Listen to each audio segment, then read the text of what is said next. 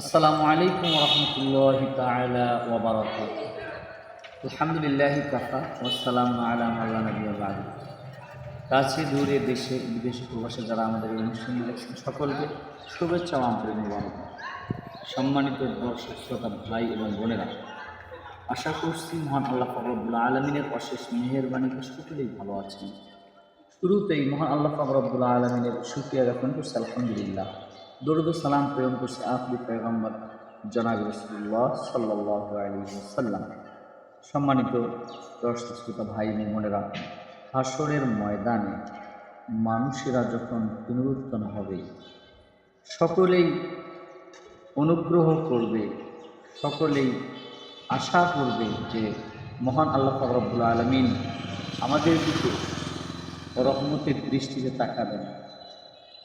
আল্লাহ পাক রব্বুল আলামিন নেক দৃষ্টিতে তাকাবেন। কিন্তু আল্লাহ পাক রব্বুল আলামিন হাসরের ময়দানে তিন ব্যক্তির দিকে তাকাবেন না এবং কথাও বলবেন না।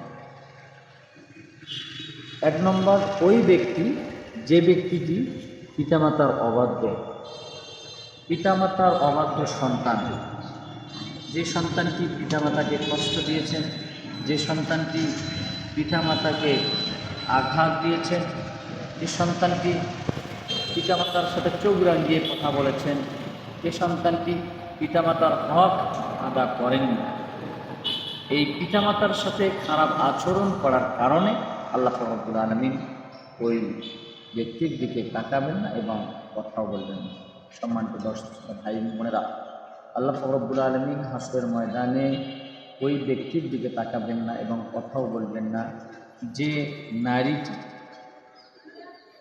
তার চলাফেরা, চাল চলন, কথাবার্তা পুরুষের ন্যায়, তার বেশভূষা পুরুষের ন্যায়, ওই নারীটির দিকে আল্লাহ রব্বুল আলামিন আল হাসরের ময়দানে তাকাবেন না এবং কথাও বলবেন না।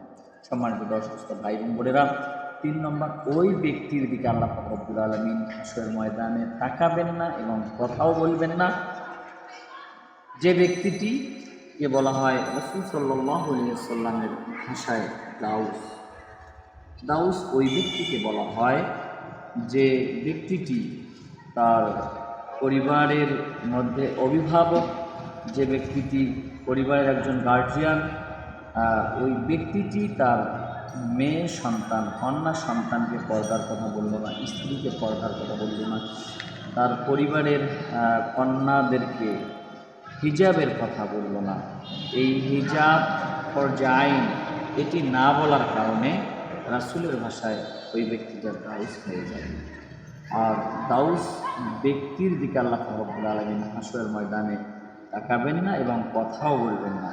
হ্যাঁ, যদি ওই ব্যক্তিটি তার পরিবারের মধ্যে তার সন্তানদেরকে এবং তার স্ত্রীকে, তার মাকে, তার বোনকে যদি পর্দার কথা, হিজাবের কথা বলে, বলার পরে যদি তারা না মানে, তাহলে ওই ব্যক্তিকে দাউস বলা যাবে না। দাউস ওই ব্যক্তি যে ব্যক্তি তার পরিবারকে হিজাবের কথা বলল না, পর্দার কথা বলল না, ওই ব্যক্তি দাউস।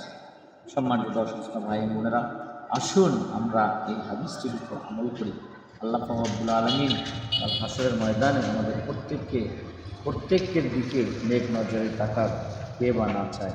আল্লাহ তাআলা আমাদের প্রত্যেককে হাদিসের উপর আমল করার তৌফিক এনায়েত করুন। সকলের সুস্বাস্থ্য দীর্ঘ কামনা করে আমার সংক্ষিপ্ত অবস্থান এখানে সমাপ্তি করছি। ওয়া আখিরু দাওয়ানা আলহামদুলিল্লাহি রাব্বিল আলামিন। আসসালামু আলাইকুম ওয়া রাহমাতুল্লাহ। সকলেই ভালো থাকবেন, সুস্থ থাকবেন। আল্লাহ হাফেজ।